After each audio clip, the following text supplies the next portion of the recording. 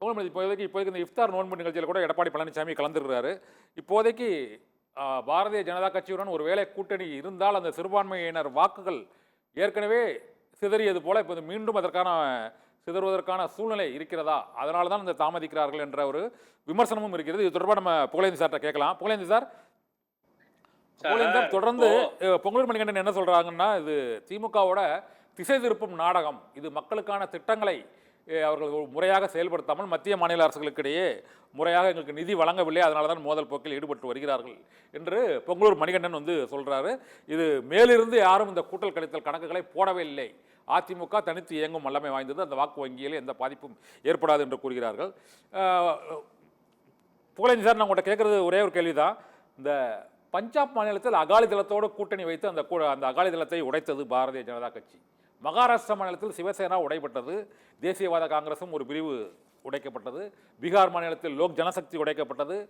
இதே போல இங்கும் அதிமுகவின் வாக்கு வங்கியை கரைக்கும் முயற்சியிலேயோ அல்லது அதிமுகவை உடைக்கும் முயற்சியிலோ பாரதிய ஜனதா கட்சி பிற்காலத்தில் ஈடுபடுவதற்கான வாய்ப்பு இருக்கிறது என்ற விமர்சனம் தொடர்ந்து வைக்கப்படுகிறது. இந்த சூழ்நிலையில் இப்போது இஃப்தார் விருந்தில் எடப்பாடி பழனிசாமி பங்கேற்கக்கூடிய இந்த சூழ்நிலையில் ஏற்கனவே இந்த சிறுபான்மையின வாக்குகளை அதிமுக வாக்கு வங்கியில் ஒரு பெரிய பாதிப்பு ஏற்பட்டிருக்கிறது என்ற கருத்து ஏற்பட்டுள்ள நிலையில் இப்போது இந்த மௌனம் தேர்தல் வரை நீடிக்குமா அல்லது இந்த கூட்டல் கழித்தல் கணக்குகளை மேலிருந்து இயக்குவதற்கு தகுந்த மாதிரி தான் அதிமுகவின் செயல்பாடு இருக்குமா? நீங்க என்ன சார் சொல்றீங்க?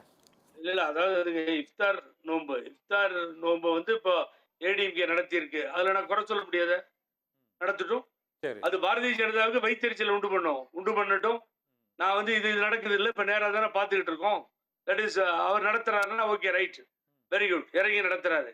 நான் என்ன சொல்ல வரேன்னா, இது வாக்குகள் பிரிப்பதற்கோ இஸ்லாமிய வாக்குகளை ஈர்ப்பதற்கோ இஃப்தார் நோன்பு ஒரு காரணமாகாது. என்ன ஆர்வம் ஆகும்னு கேட்டீங்கன்னா, நான் ஓப்பனாவே சொல்றேன், இஃப்தார் நோன்பையே நடத்தக்கூடாதுன்றது பிஜேபி பாலிசி. அதையும் மீறி அவங்க நடத்திட்டு இருக்காங்கன்னா ஒரு சரியான கோட்ல போறாங்கன்னு கூட நம்ம சொல்லிக்கலாம். ஆனா அதுக்கே வரல. ஒரு பக்கம் திரு தங்கமணி முன்னாள் அமைச்சர், சட்டமன்ற உறுப்பினர் திரு வேலுமணி, இதுதான் மாறி மாறி நான் மிஸ்டர் பொங்கலூர் மணிகண்டன் இருக்கும்போது சொல்றேன். அவங்க நெருக்கடியை கொடுக்குறாங்கல்ல திரு பழனிசாமிக்கு, பிஜேபியோட தான் போகணும்ன்றாங்க.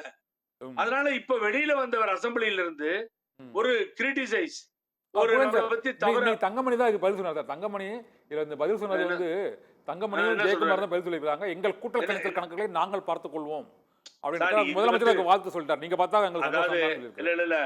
இல்ல கூட்டல் கழித்தல் கணக்குகளை நாங்கள் பார்த்துக் கொள்கிறோம் சொல்றது யாரு? தங்கமணி.